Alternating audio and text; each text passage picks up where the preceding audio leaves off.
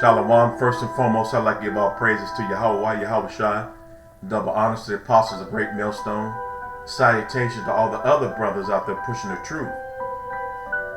And I'm going to talk briefly about this Venezuela crisis. And we know the Venezuelan people are part of the 12 tribes of Israel. And this crisis is just a matter of time before this breaks out in the United States.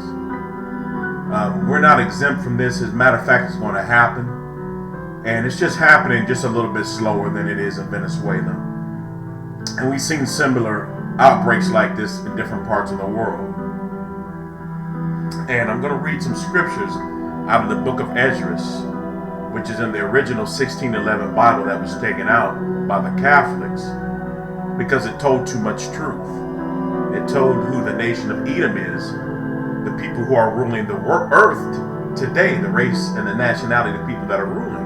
And that goes into Job chapter 9:24, where the Bible says the earth is given into the hands of the wicked.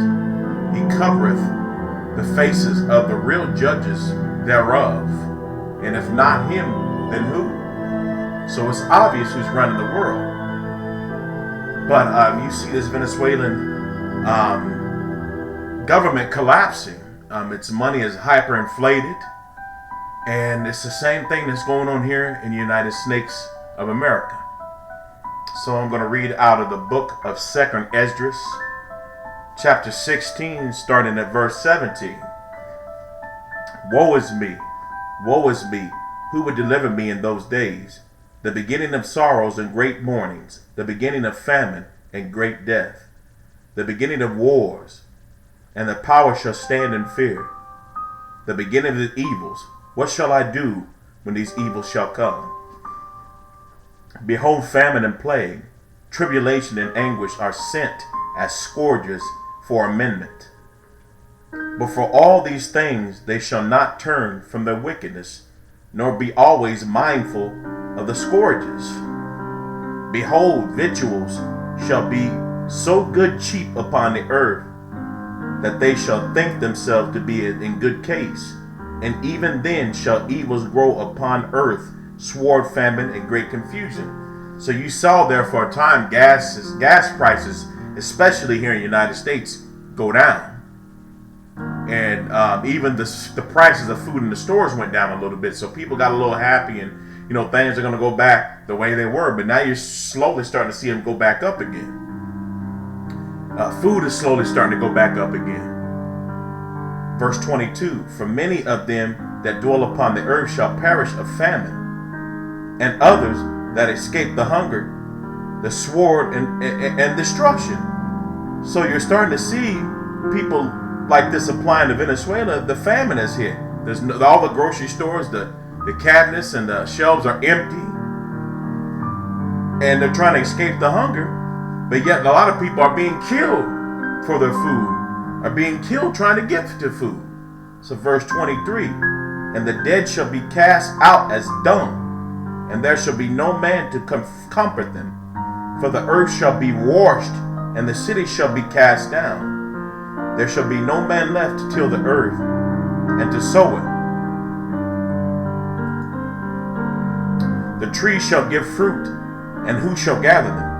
The grapes shall ripen, and who shall tread them? For all places shall be desolate of men, so that one man shall desire to see another, and hear his voice. For of a city there shall be 10 left, and 2 of the field, which shall hide themselves in thick groves, and in the clefts of the rocks. As in an orchard of olives, upon every tree there are left 3 or 4 olives.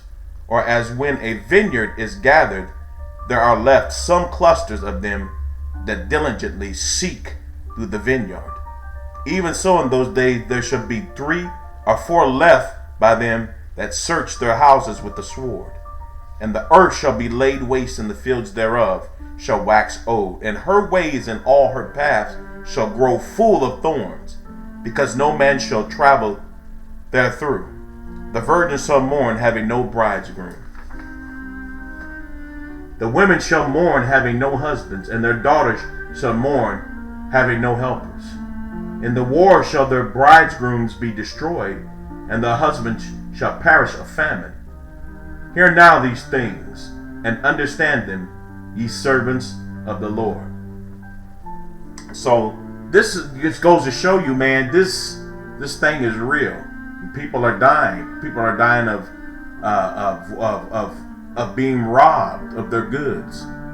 They're dying for lack of food, and they're turning to the point where they're eating cats and dogs and birds just to live. And it's only a matter of time before they turn to cannibalism.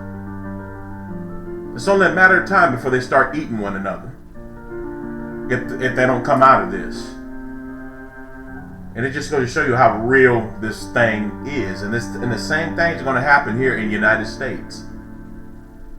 You're not going to be able to get away from your troubles with all types of drugs. You're not going to be able to go to the movie theater and just laugh it off and get out of reality.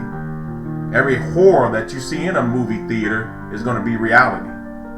There's things that coming that your minds are not ready for. And your pastors in your local churches are not going to be there to save you. He's going to be fighting for his life. But that won't work out either. Because there's only one name by which a man can be saved. And if you don't know the holy name, the same name that was given to the Israelites on Mount Sinai, the name in the the ancient Hebrew, you don't really know the Most High or his statutes or commandments. And with that being said, Shalom.